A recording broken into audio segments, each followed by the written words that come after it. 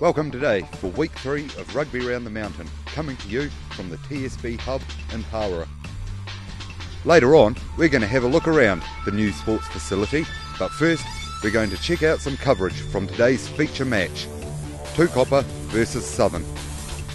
Tukapa are undefeated this season after a last gasp win over Inglewood last week, while Southern need to bounce back from a big defeat to Coastal.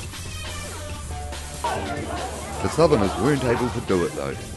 Tukapa easily held off its challenge, thumping 38-5, with the Hawera-based side never in the hunt.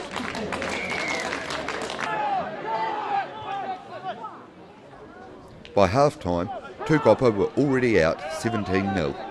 An early try to Arisi Bilau and another to Lagan Kumaroa, capped off by 2 conversions and a penalty.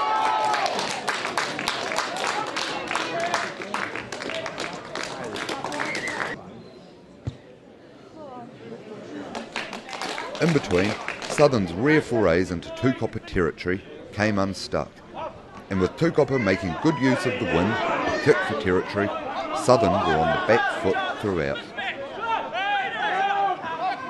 When Jack Cameron scooted over immediately into the second half, it seemed to finally kickstart Southern into life. They set up camp in the Tukapa half for the next half hour, but their flat and unimaginative looking attack couldn't penetrate the stout, if sometimes legally dubious, Tukapa defence.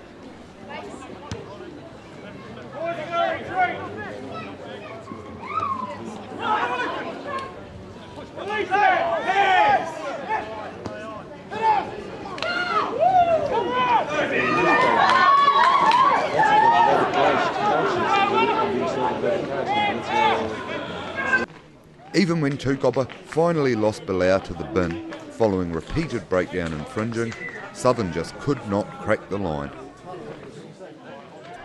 Cameron crossed late for Tukapa's bonus point try, and a late consolation try to Southern winger Jamel Signal finished off the match. Tukapa will have been pleased with their second half defensive effort, while Southern have some big questions to answer on attack if they're going to be a threat this year. Elsewhere, Spotswood pulled off a huge result, toppling defending champs Coastal in New Plymouth 38-36.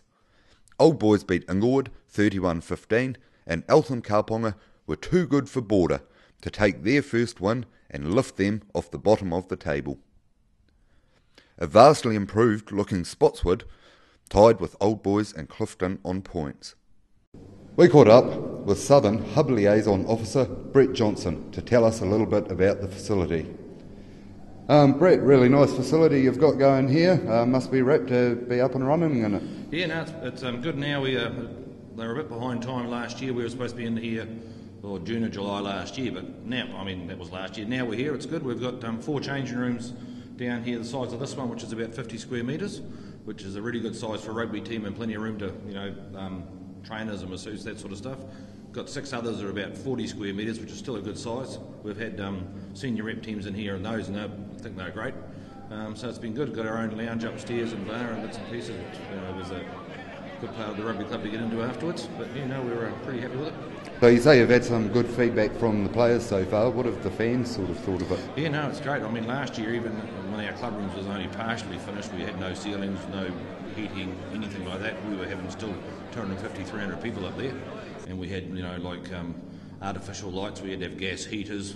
We had fridges instead of chillers, but we still drew good crowds, and that was a lot to do with the rugby the team was playing, but also the atmosphere we're trying to create at Southern, which is family sort of stuff. Come along, bring your kids. We don't charge for the gate, so everyone gets in for free.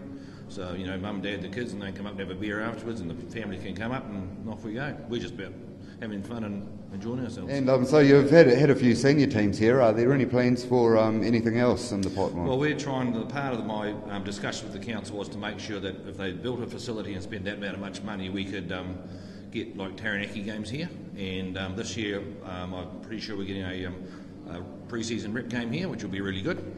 So we're looking forward to that. I think they're coming down for a 4-day camp, which is really good on their behalf to spread around the union, which I think is very, very important anyway if they want to get support. But it'll be great to have them. And then it culminates in a rep game here on a Friday, and we're going to involve schoolboy teams from Manaia and Waverley to play curtain races, as well as a first 15 game between Hawera and Coastal, I think, and then the rep game. So we're trying to make it a good day out for the South Taranaki community to get here and really enjoy the rugby. Okay. And plans to swing the field around next year, I understand. Yes, that's turned around, which I'm still against personally myself, but I lost that battle. But because the sun sets between the posts at 4 o'clock in the afternoon, so Southern will only play one way next year, which will be really good for us. So the opposition will have to bring sunglasses. But we get lights that we can play at night, and we can actually play probably a rep game at night if they wanted to. But we're hoping to try to promote a bit of night rugby, because in the future I think we're going to be going that way just to keep people involved with kids and that. They all seem pretty busy doing other things, so if they can get a game away on a Friday night and then they can do what they like for the weekend, could be good.